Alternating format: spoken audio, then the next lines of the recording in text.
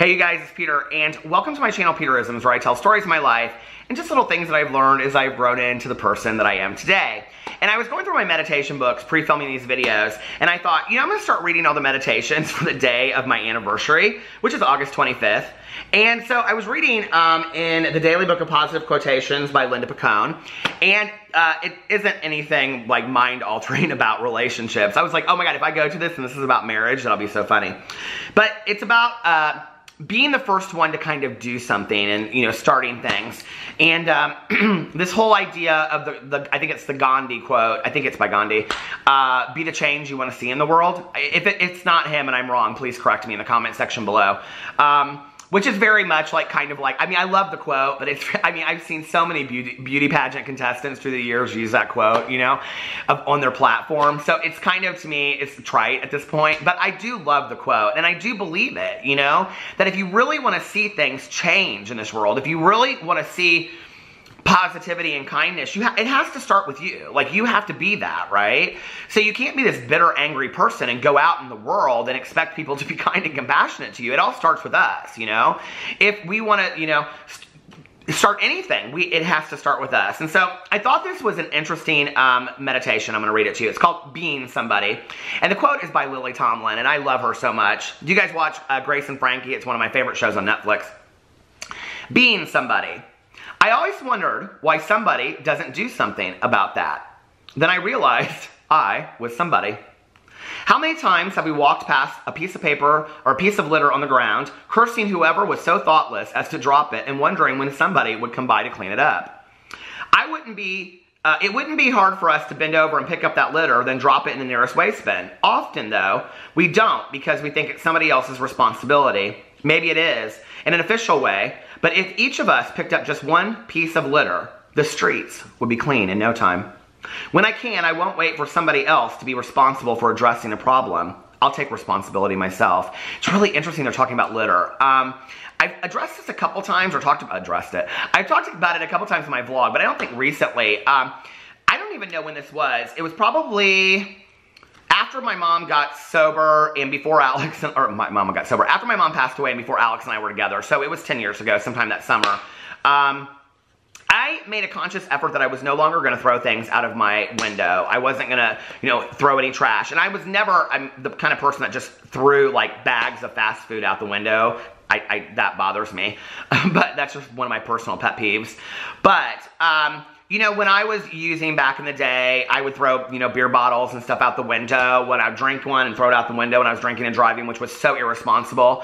And I've talked a lot about that, but there were so many things that I would throw out my window, whether it was a piece of paper, a wad of gum, whatever. And I made a really conscious effort that I was going to stop throwing things out the window. I don't think I've thrown anything out my window in, almost 10 years. I really can't remember the last time I ever just tossed something out my window. And in fact, my friend Tanya was in the car the other day, and I said, Tanya, just put it in the side. I'll clean it up later. I clean up my car once a week. And, so I think it's interesting that that's the example they used. But then what happened was it started turning into when I would get out of my car, whether it was at the gas station or wherever I was going, and I knew I was walking in somewhere and there was going to be a trash can right there. If there was trash around me, like somebody just throws out their fountain Coke pop, which I think is totally disrespectful to anybody, that just your trash is somebody else's to pick up. That baffles my mind, that kind of entitlement. But I would pick it up and I would throw it away. And it's kind of gotten to be this thing where I pick up people's trash, go to my car, wash my hands off with my hand sanitizer, and then I go in. I'm not sitting there picking up parking lots, but whatever's right there in front of me. So it's interesting that that's the example that they use, I have talked about this at length on my vlog, this whole idea of when is somebody going to start something. And I've talked a lot about it on here too, this idea of let's be the first one to start things. And, I had said one night on my vlog, and it's very idealistic, and I know it's probably innocent-minded of me. But, if 2,000 people watch my vlog every day, and let's say, 800 to 1,000 people over here watch this video every day, and so what is that? Let's say 1,000 and it's 3,000 people. Let's say if just half of those, 1,500 people, did one really nice random act of kindness for a total stranger out there, okay? 1,500 people on a daily basis would be affected by kindness. and compassion something completely, whether it's buying them coffee or paying for their meter or just letting them go ahead of you in line. And what we would start doing was what we would be doing is cultivating this whole culture of positivity and kindness. And it's really not that hard to do just one kind act for somebody every day. It doesn't even have to cost anything, It could just be like, let somebody go ahead of you or get in your lane or whatever. But then what we do is we start cultivating this culture of positivity. We start thinking in a positive way. We start thinking more compassionately. We're putting out one kind act every day on a daily basis. And it goes from 1,500 to 3,000 to 6,000 to, who knows. And I was really talking one night about this whole idea that this grassroots idea of changing the world through one kind act. And I believe that. I really believe it's possible. I wish it was possible. I wish we could do that.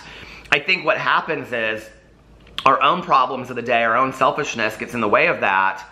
In recovery, I'm taught the best way to get out of myself is to help somebody else. And it has proven to be true to me. Sometimes in my deepest, darkest moments, I picked up the phone and called somebody else that needed me more than I needed somebody at that moment. Because what I've realized is that, I have some problems too, but other people have problems worse than me.